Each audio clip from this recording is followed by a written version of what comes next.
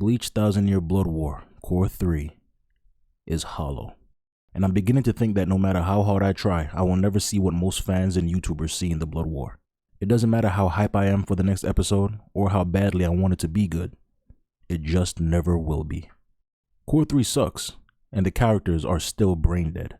Half of the first episode was the last episode, which kind of annoyed me, but fans loved it because in the 9th minute, Yuha opened his eyes. According to Hashwald, Yuha was fighting with his eyes closed because he wasn't at full strength yet, and if he had opened his eyes before he was strong enough, he might have lost control of the Almighty. And this information sent me straight to the moon with laughter because of how much Kubo doesn't care about power levels anymore. You're probably a bit confused, so let me elaborate. A long time ago, Ichibei closed Yuha's eyes and said they wouldn't reopen until he dies.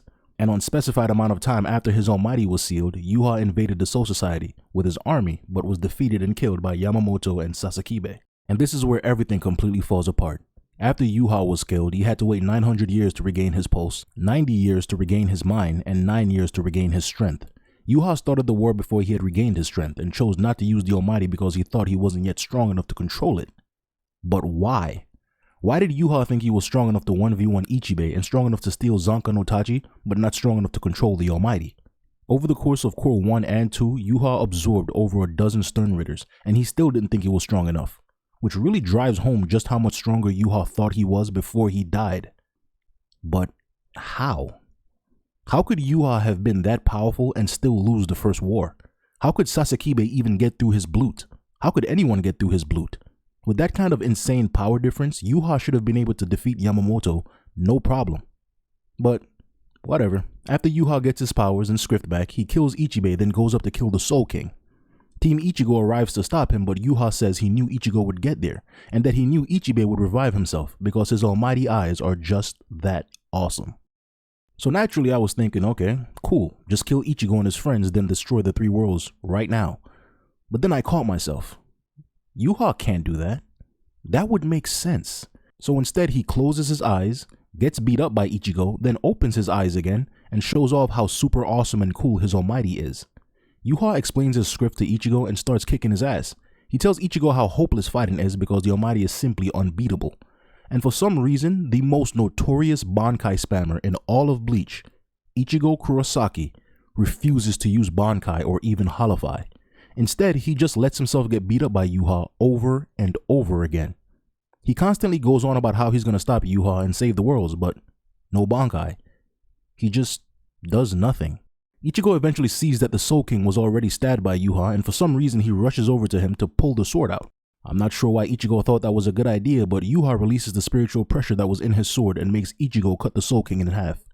Even though Yuha was perfectly capable of cutting through the Soul King's seal, he says he needed someone who was human, Quincy, Fullbring, Hollow, and Soul Reaper to complete it, which means he needed Ichigo to do it. Okay, well, now that that's done, surely Yuha will simply kill Ichigo and his friends, right? Of course not. And this is what I mean when I say Cour 3 is hollow. It doesn't matter how powerful Yuha has become. It doesn't matter how powerful his script is. And it doesn't matter how powerful the remaining Stern Ritter are. There is simply no real threat for Ichigo or the rest of the main cast. Yoruichi is about to throw some balls at Yuha that she says is going to melt him down. And Yuha, full power almighty Yuha with his eyes open, calls for Pranita to help him. And this is when it hit me, and it hit me like a fucking train. Plot armor is about to go crazy. This is Zack Snyder Justice League level writing right here.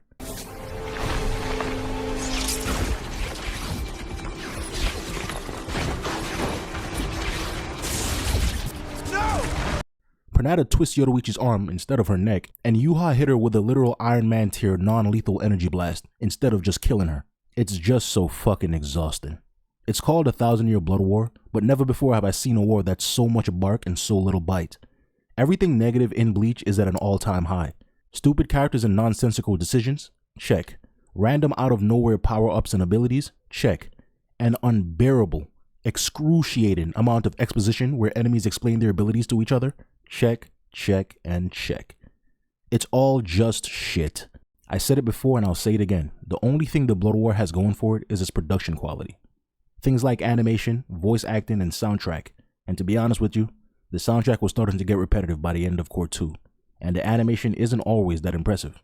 I'm actually starting to hate this. In episode 3, or 29 if you will, Shunsui goes to get Aizen out of prison, and it's the perfect time because Yuha's absorbed the Soul King, and his powers begin to overflow. A torrent of the Soul King's power falls down to the Serite, and Aizen destroys them all. Shunsui then groups up with Kisuke, the Vizards, the other captains, and lieutenants. They all go through a portal which takes them to the Soul King Palace, leaving Aizen behind. Well, what the fuck? What was the point of taking him out of prison if you're just gonna leave him to do nothing? People think this is good. People think this is cinema. People actually think this is better than most anime that came out in 2024. Even if you have to wheel Aizen around in his chair, why wouldn't you take him with you? The Blood War is so fucking incoherent. And speaking of incoherent, Yuha, now with the Soul King absorbed, instructs his royal guard to seek out and kill Team Ichigo and the squad members. Keep in mind, Yuha has the Almighty now and can kill everyone himself in an instant. Also keep in mind that with the Almighty, Yuha can see into the future.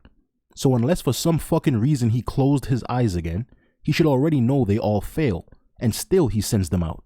Since absorbing the Soul King, he has this black shit on his head, so I can't tell if he's using the Almighty or not, so I suppose it's not impossible that he actually turned it off.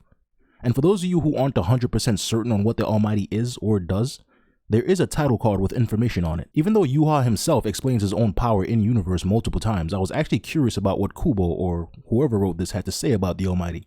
So here it is.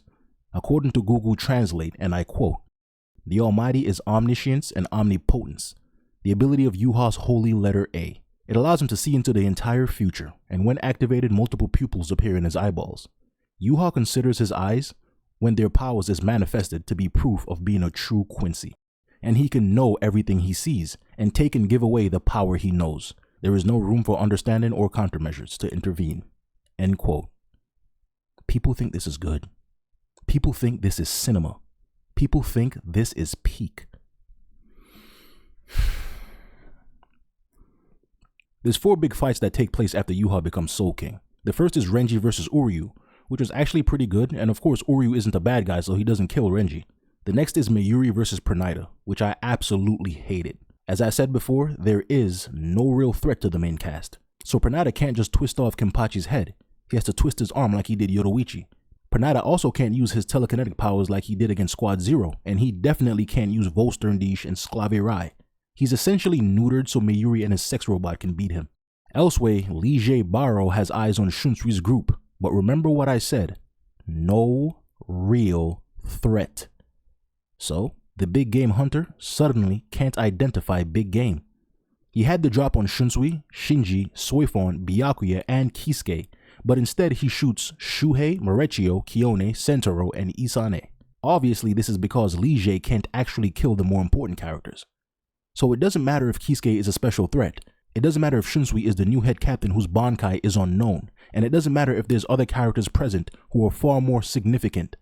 Lee is simply not allowed to kill them. Yuha might want them dead, but Kubo certainly doesn't. It comes down to Shunsui and Lee having a one-on-one fight. There's a shit ton of your usual Bleach expo, but then it's revealed that Lee has a unique Volsterndish. He can't use it to its fullest extent until he opens his left eye 3 times. Shunsui responds with his Bankai, but then Lee comes back alive, and now Shunsui's about to die. But then Nanao comes back and asks for her Zanpakuto, which just so happens to be the perfect counter to Lee, and blah blah blah. I promise you it's all nonsense.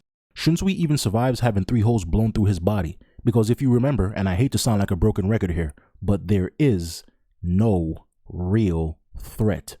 The mere fact that Yuha would go take a nap instead of killing everyone is proof enough of that. Also, while Yuha sleeps, he swaps powers with Haschwald, so now Haschwald has the Almighty, and with the Almighty he sees that Uryu plans to betray the Quincy. That's how stupid these characters are. They're not able to figure that out on their own. Uryu stays back to hold off Haschwald, and Ichigo and Chad run on ahead to find Yuha. Oh shit, I forgot to mention how Ichigo even got here, didn't I? Well, as you can imagine, it didn't make any sense. He had a little tussle with Askin earlier on, which he lost, but fear not, because even though Askin could have 100% killed Ichigo, he chose not to. Instead, he tells Ichigo a story about Gerard and Pernida. Again, there's no real threat. Surely by now you understand. Also, Team Ichigo was initially made up of 7 people, but Ganju and Nell very conveniently disappeared from the group, and no one seems to have noticed. Yoruichi stays back to fight Askin and tells Ichigo, Chad, and Orihime to run on ahead, and that's when they run into Uryu and Haschwald. Last, but certainly not least, is Gerard. Gerard runs into the Soul Reapers that were originally traveling with Shunsui, and they kick his ass, Byakuya in particular. But guess what? Gerard's script allows him to take the damage he receives and turn it into size and strength. Now I see you with the brain over there. I see those wheels turning. I know what you're thinking. Why the fuck didn't he use this in the Squad Zero fight? And the answer to that is the same answer as to why Shinji and the other Vizards never holified until now. Kubo can't write. That's the answer to everything wrong with the Blood War. That's the answer as to why Ichigo won't use Bankai. That's the answer as to why Uryu is still alive, or basically why any of the good guys are still alive. And that's the answer as to why Yuha and the Quincy's were never a real threat. That's it. That's all I got. I purposely skipped over a bunch of other flaws because I didn't want to spend another minute or even another second thinking about Core 3. There are people who think this is good. Some people say it's great. Some people say it's pure cinema. I want to add to that by saying this. Some people are stupid, and some people have really, really low standards. Goodbye.